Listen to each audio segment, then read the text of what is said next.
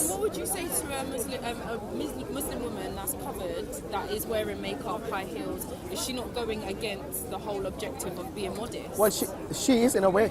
But you see, this is what I'm telling you. This is what society has done to not only Muslims and non-Muslims, but everyone who follows that particular.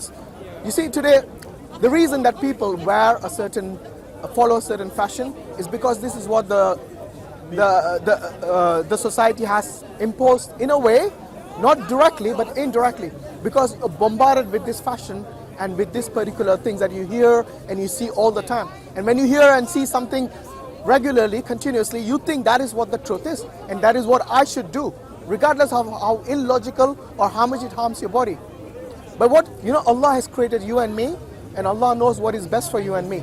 So when Allah says that a woman and a man have to dress modestly, has to cover themselves in a modest way, this is not because you are beautiful that you have to cover or you are ugly that you have to cover. It's basically it's to preserve your modesty and also to preserve yourself as a beauty for the person that you're marrying, for them to enjoy and not for the whole world to enjoy. Yes, it's nothing to do against you as a person, as an individual, but it is actually a protection of the individual rather than put them in harm's way in any way. MashaAllah, beautiful girl wearing hijab here. Alhamdulillah, Allah give her barakah. About the 4 wives thing, because my mum is quite skeptical about it, because she just hears what's on the news. She's not very informed, and she knows that you can have more than one wife. Why are you smiling? I don't think you can marry for a wife. In this days, look at the smile on his face. Something you're telling me. Something you're telling me. You can even marry one. How can you marry for a wife? Okay, wait. There's actually a good defense against that. If you don't want that, you can put that in a marriage contract. But if you put that in a marriage contract, your husband cannot do anything if he's agreed to the contract beforehand. So that already nips it in the butt. Okay. If you as an and most of that they can go against. No, they can't go against the contract. No? They can't. Okay. You can actually void the contract if you do that, because this contract is binding for both of you. Not a legal marriage, clearly. It is illegal. What do you mean? That's bigamy to have more than one, like in an English legal. Oh, I see what you mean. I see what you mean. No, I'm saying even if he wanted to do it illegally, yes, Islamically he would be breaching the contract, because that contract is Islamic contract. The one I'm telling you about is Islamic contract. What is the purpose of it? I'll tell you what. You're talking about not only marriage as in general marriage here, because you see Islam and the Sharia is for all times, for every time. It's not for a particular nation or a particular people or a particular tribe. It's something which is universal, and because of this universal nature of Islam, it has to look into and basically accommodate all different situations. So take the example of World War II, when you had in Germany, for example, there were a lot of men who died during the war, a lot of them, and you had a surplus of women in that community.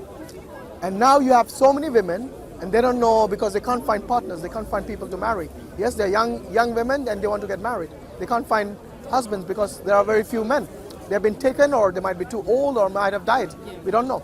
So how would you, in that society, resolve that situation? Yes? Okay. One way is to have more than one wife by that husband. You know what happened in Germany at that time? They had to legalize prostitution. Yes, they had to legalize prostitution, and because obviously, because obviously the men and the women, they both have desires. Yes, a woman wants to get married, can't find husband. What is the next solution for her? Yes, if it is not a legitimate marriage, it'll be something that is haram, that is something forbidden, something that is immoral. And that is exactly what happened in places like Germany, where the number of women far exceeded that of men. So this is a situation of war, and this situation happened during the time of Prophet Muhammad ﷺ, when there were wars as well. But even today, the ratio of men to women is like 5 women to 1 man. So you're saying it's legitimate to do that in this day and age? There you go. You have answered the question yourself. So what is the alternate solution? You tell me. I get if you don't have enough, the sole purpose of us being here is to reproduce. But then why us as humans, if we're animal instinct is to reproduce, but we have the feeling of love and emotion. Yeah. By the way, marriage is not just for sex. Marriage. A lot of guys see that as a past. If they see their women or their wife as just an object of sex, then they are Yeah, they I probably think are not. something wrong with them. Yeah, something definitely wrong with them, regardless of your religion. Okay, because this is something which is a misconception and misunderstanding of many people. The whole idea of marriage is where your right as a woman and your right as a man is protected, and the right of your children, of course, the right of inheritance. All these things come into play when you talk about marriage. Again, you haven't mentioned love in that.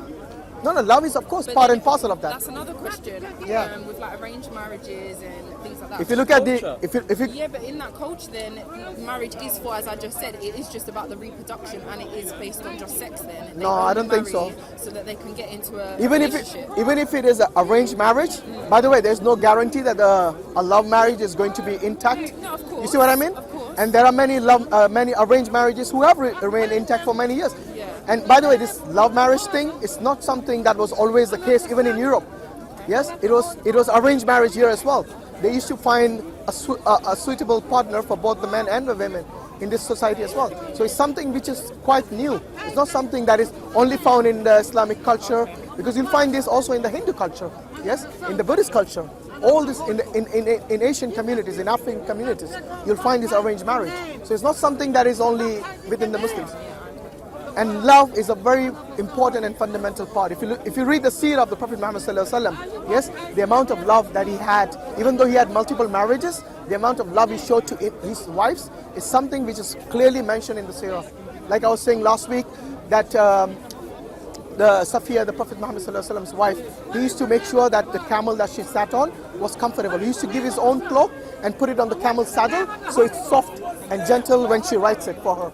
Makes it as comfortable as possible. They used to drink from the same cup and eat from the same plate sometimes, just so that the love increases between the two of them. And this you'll find throughout the story of Prophet Muhammad sallallahu alaihi wasallam. It's very important. Just because it's an arranged marriage doesn't mean that it is wrong, and doesn't mean that it is right all the time either. Obviously they have to be compatible, and this is something quite important, and that's why we have something called engagement. You engage, you don't just marry directly. Yes, you have a time period before you do the nikah, before you do the marriage, where you see the compatibility of that person. That doesn't mean they go on dates or something, okay?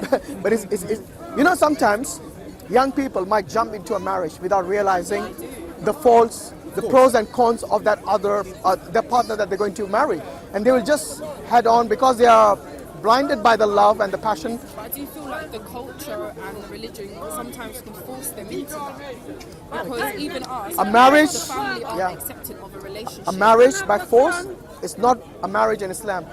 In Islam, if you're forced into a marriage, that marriage can be annulled easily by the qadi. The idea that your family wouldn't accept it, you feel like you must marry. Do you get what I mean? If you want to have a sexual relationship, a lot of these boys feel like that's what they must do. Oh yeah, I mean, are you talking about sex outside marriage?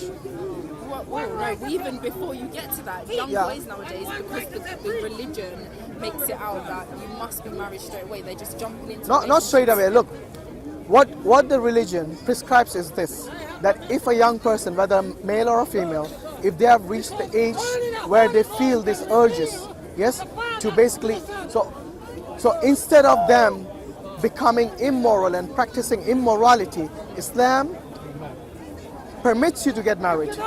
Yes? Obviously in the country like Britain, there's a different age where you get married. In some other countries there's a lower age, and some other countries there might be a lesser age. So whatever is the legal age limit, this is something that if Islam permits you to get married, it is only for you as an individual to not to fall into a sin or into immorality or some harm.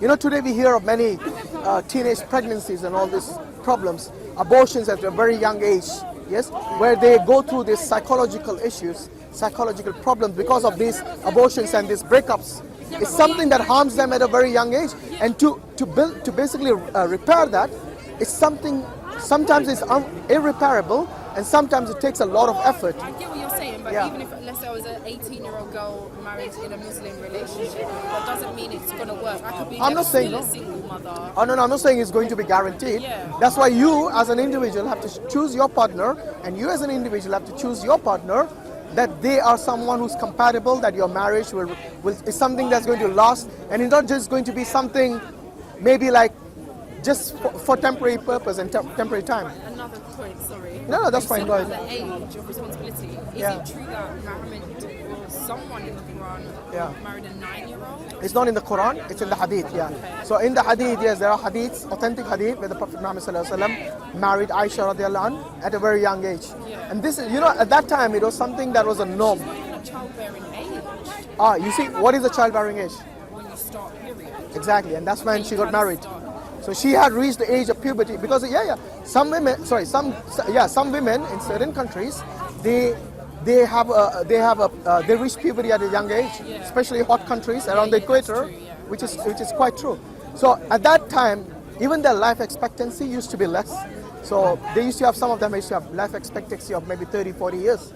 So when they become like very young age, 9, 10 years old, they already have acquired the The maturity. No, that's what I'm saying. At that age, they have already acquired the maturity to go into a marriage. And these are the two conditions. So it's not just reaching puberty, but the other condition that the ulama say is that you should reach the age, the mental age, where you can handle a marriage.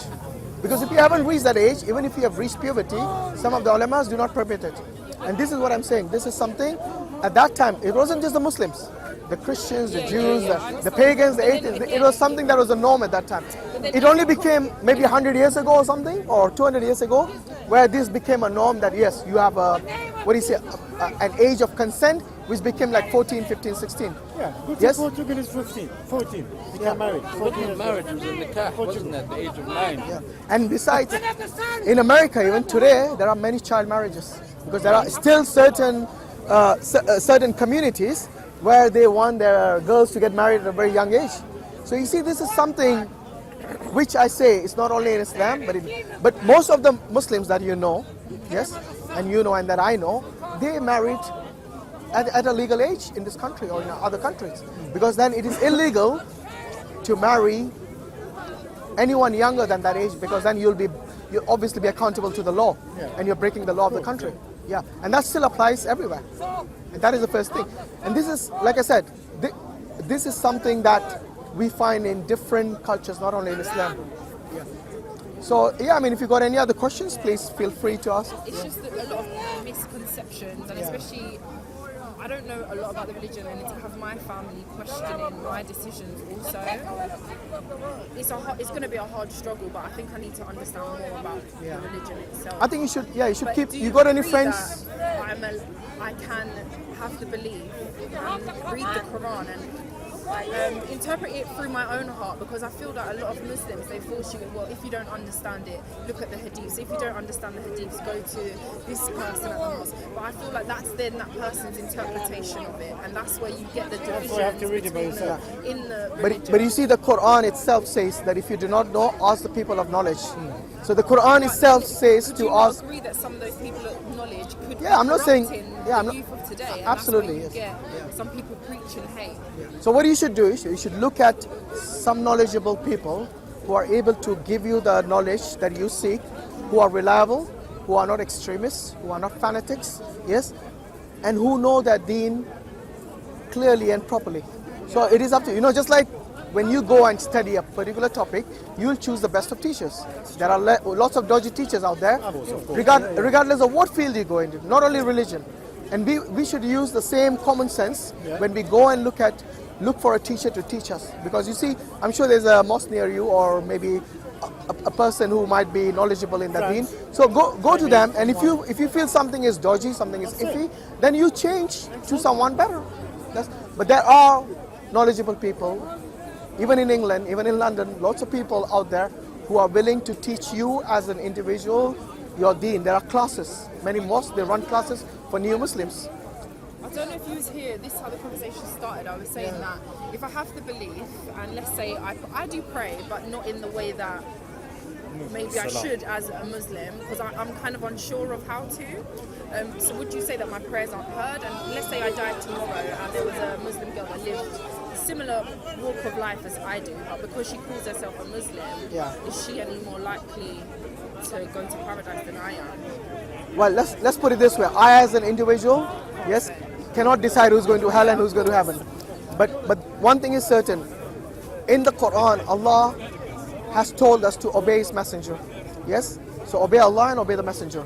And what obedience to messenger means? To follow his sunnah. Yes? Which you will find in the hadith. Even the hadith. But the hadith was written after I'm coming to that. Yeah. Hadith. What is hadith and sunnah? It's something that the Prophet ﷺ himself did, his action, or something that he said.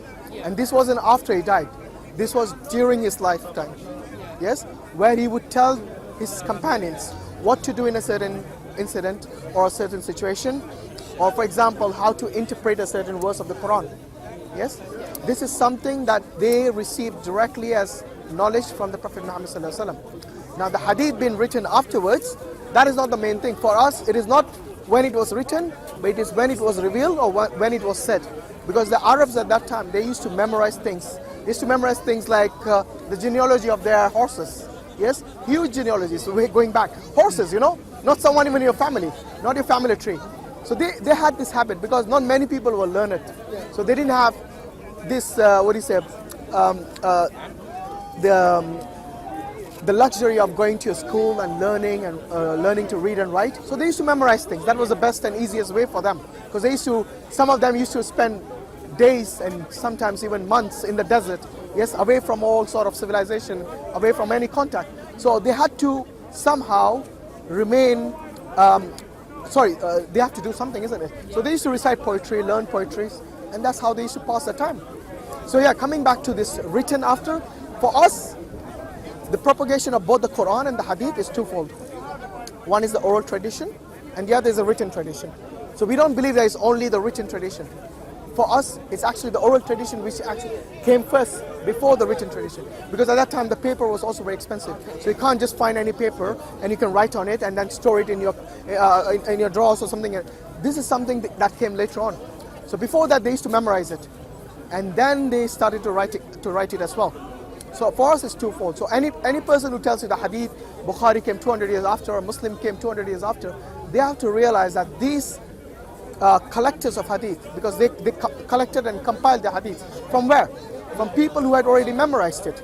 And they themselves, the people that had memorized it, they memorized it from their teachers. And they from their teachers, and so on, all the way to the Prophet Muhammad ﷺ. And this constitutes something called the chain of narration. And even, for example, I'll tell you, you know the way the Quran is recited, it's called the qira, the tajweed. Yes, the correct pronunciation of the Quran. Even there is a chain for that. A chain of preservation of the tajweed itself is there.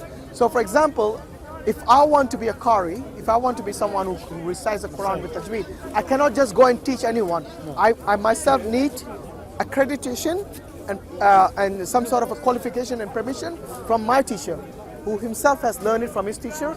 And this chain again goes all the way back to Prophet Muhammad ﷺ. So we got three things. We got the Quran itself, the words, the letters in the Quran. We got the way it is pronounced.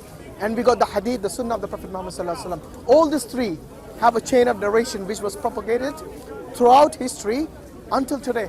So for example, if you go to a proper qualified teacher of the Quran, he will show you that this is my chain of narration from my teacher, and he's from his teacher, and so on. And then only I can actually go and teach in this school who accepts only qualified teachers. And this is something that is called it's unlike any other faith, you know. You won't find this in other religions. This is something very unique to Islam.